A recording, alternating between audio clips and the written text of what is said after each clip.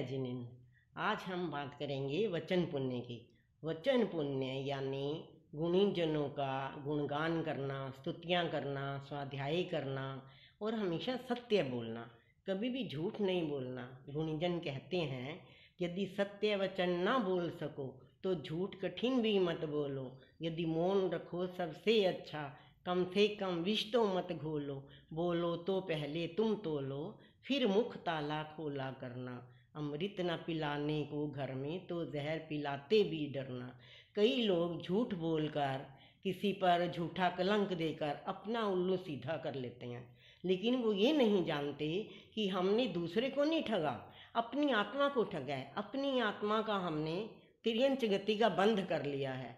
फिर त्रियंच गति में जबान तो मिल जाती है, लेकिन झूठ बोलने वाली वाणी को छीन लिया जाता है ना, वो फिर जब बोल नहीं सकता। और वचन बोलो भी तो ऐसा बोलो जो दूसरे के मन को ठंडक पहुंचाए, किसी को घाव ना करे। द्रौपदी के 4 शब्द, अंधी का बेटा अंधा, जिसने महाभारत करवा डाला। सम्रादित्य की कथा में आता है कि गुणसेन ने अग्नि शर्मा की इतनी हंसी उड़ाई कि वैर बन गया, जो 9 जन्मों तक चला। तो ये वचन हमें बहुत नुकसान भी पहुंचा सकते हैं और हमें हमारी आत्मा को उच्च गति तक भी पहुंचा सकते हैं।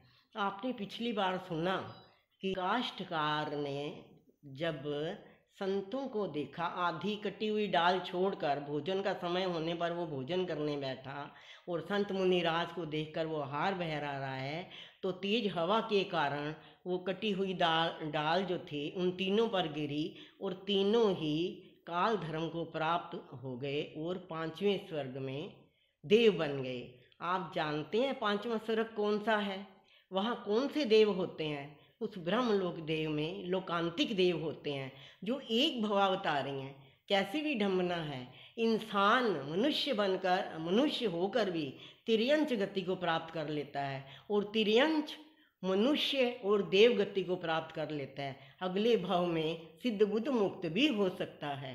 तो सबसे पहले हमें अपने मन के भावों को पवित्र करना होगा। मन के भाव पवित्र होंगे तो हमारे मुंह से निकलने वाले शब्द भी किसी को घाव नहीं करेंगे, उस पर मरहम लगाने वाले होंगे। तो हमारे मन के भावों को सबसे पहले कहते हैं, मन को दुष्ट घोड़ा कहा जाता है। ये मन ही घोड़ा दुष्ट है, लंबी छलांगे मारता, आज़ाद है हर ओर से, चौओर भागा जा रहा। तो इस मन को पवित्र करने के लिए हमें कोशिश करनी चाहिए। वो कहते हैं मन को कैसे वश में किया जाए। कहा है, मन मतंग वश करन को, ज्ञानांकुश चित धार, क्षमा थंब से बांध कर, लज्जा सांकल डार। यानी लज्जा की सांकल कौन सी है? लज्जा की सांकल कि मैं ऐसा वचन ना बोलूं, मेरी बेइज्जती हो, मेरी बदनामी हो, मेरे कुल की बदनामी हो, मेरे गुरु की बदनामी हो। कोई ये ना करे ये किसका शिष्य है, गुरु भी ऐसा ही होगा। तो ये देखकर हमें वचन बोलना चाहिए।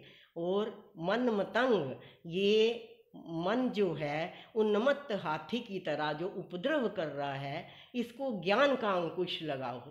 तो और लज्जा को धारण करके क्षमा के थंब से बांधो, यानी कोई कुछ भी कह रहा है यही समझकर कि मेरे पूर्वकृत कर्मों से ये निमित्त बना है, तो उसको क्षमा कर दो। तो ज्ञान कैसे प्राप्त करें?